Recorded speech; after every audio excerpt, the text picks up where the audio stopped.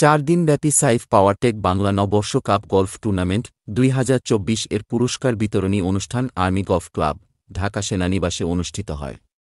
অনুষ্ঠানে বাংলাদেশ সেনাবাহিনীর master general of the ordnance major general Mohammad Shahinul Haque প্রধান অতিথি হিসেবে উপস্থিত থেকে বিজয়ীদের মাঝে পুরস্কার বিতরণ করেন। 4 দিনব্যাপী এই টুর্নামেন্টে দেশি বিদেশি খেলোয়াড়সহ সর্বমোট 757 জন গলফার অংশগ্রহণ করেন। টুর্নামেন্টে লেফটেন্যান্ট কর্নেল মোহাম্মদ গোলাম মঞ্জুর সিদ্দিকী উইনার, নিশাদ বিন জিয়া রানার আপ, মিসেস নীলা আজিজ লেডিস উইনার এবং master Sheikh Samir Hossain junior winner হওয়ার কৃতিত্ব অর্জন করেন।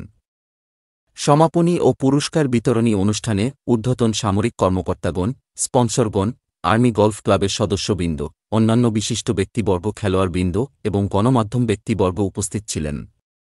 অনুষ্ঠানে প্রধান অতিথি এ ধরনের প্রতিযোগিতা আয়োজন দেশের গলফ অঙ্গনের উন্নয়নে গুরুত্বপূর্ণ ভূমিকা রাখবে বলে আশাবাদ ব্যক্ত করেন এবং মহতী এই উদ্যোগের জন্য সংশ্লিষ্ট সকলকে ধন্যবাদ জানান।